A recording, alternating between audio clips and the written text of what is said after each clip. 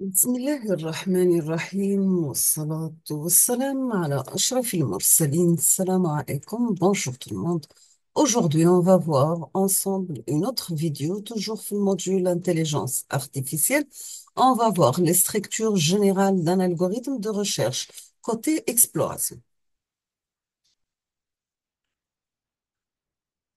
Donc, les algorithmes d'exploration examinent diverses séquences d'actions possibles à partir de l'état initial. En la même structure de base, ils diffèrent par la stratégie d'exploration. Pour le nœud de recherche, donc, état représente tout simplement l'état de l'espace des états. Le nœud parent, donc, le nœud dans l'arbre d'exploration qui a produit ce nœud.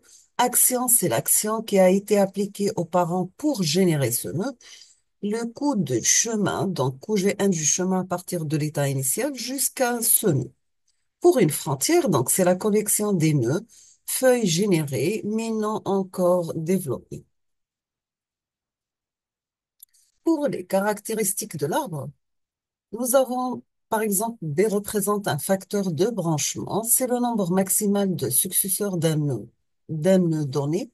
D représente une profondeur à laquelle se trouve le meilleur nœud solution, moins d'étapes depuis la racine. M représente longueur maximale d'un chemin dans l'espace d'étapes.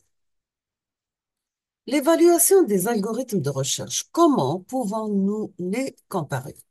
Premièrement, côté complexité en temps, le temps que l'algorithme prend pour trouver une solution. La complexité en espace, c'est les mémoires utilisées lors de la recherche d'une solution. Pour complétude, si l'algorithme trouve toujours une solution, s'il y a une, bien sûr, solution, l'optimalité, c'est l'algorithme renvoie toujours des solutions optimales.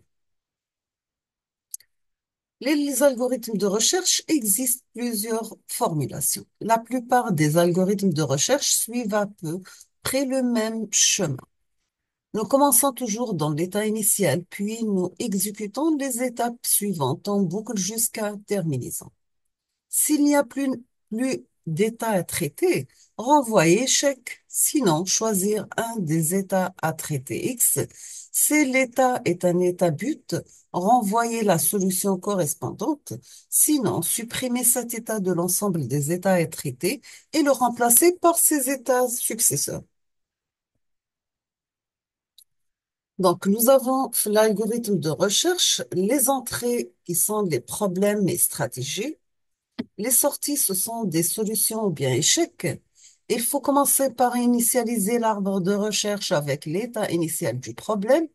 Itérer s'il n'y a pas de nœud à développer, alors retourner échec. Choisir un nœud à développer en appliquant la stratégie. Si le nœud contient un état final, alors retourner la solution qui correspond. Sinon, développer le nœud, ajouter les nœuds du résultat dans l'arbre de recherche. Pour les stratégies d'exploration, donc nous avons type algorithme de recherche. Est-ce qu'ils sont informés ou bien non informés? Pour les non informés, ne dispose pas d'informations, ils ne disposent pas d'informations supplémentaires pour pouvoir distinguer des états promoteurs. Ce n'est pas le cas, par exemple, des programmes joueurs d'échecs qui ne peuvent explorer toutes les possibilités et se concentrent donc à chaque étape sur un petit nombre de coups qui leur semblent être les meilleurs. En l'absence de telle information, ces algorithmes font une recherche exhaustive de tous les chemins possibles depuis l'état initial. Pour les informer, donc, ils utilisent des informations supplémentaires pour mieux guider la recherche. Tout algorithme de recherche heuristique d'une fonction d'évaluation f qui détermine dans lequel les nœuds sont traités. La liste des nœuds à traiter est organisée en fonction des f-valeurs des nœuds avec les nœuds de plus petite valeur en tête de liste. Donc, pour les non informés, ils ont largeur d'abord, ce qu'on appelle Breadth First, BFS, profondeur d'abord, Depth First, DFS, coût uniforme, Uniform Cost, le UFS, Profondeur limitée, depth limited, DLS. Itérative en profondeur, donc itérative dipping, EDS.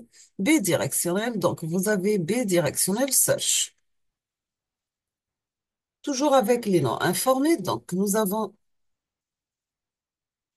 largeur d'abord, on va la détailler, donc ce qu'on appelle breadth first. Le DFS, donc, c'est développer le nœud racine, puis tous les nœuds successeurs, puis les successeurs, les successeurs des successeurs. Deuxièmement, implémenter à l'aide d'une file. Troisièmement, développer tous les nœuds au niveau I. Quatrièmement, développer par la suite tous les nœuds au niveau I plus 1. Pour les graphes, on va rechercher tous les points dans un rayon circulaire fixe, augmentant cette cercle pour rechercher des intersections de plus en plus loin du nœud initial. Pour complétude, oui, c'est fini. L'optimalité, pas nécessairement. Complexité, donc vous avez A plus B au carré plus B à la puissance 3 plus B à la puissance D. On aura tout simplement O multiplié par B à la puissance D. Pour la largeur d'abord, donc si vous commencez F0, donc F0 est divisé F1, F2, F3 et F4, on peut avoir F1 divisé à 1,1 et 1,2. F2, c'est 2,1 et 2,2. F3, c'est 3,1.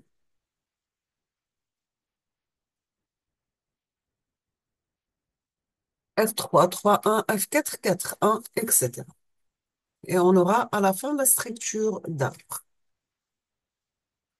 Donc, voici la représentation. Pour E0, ça sera E0, E01, E02 et E04.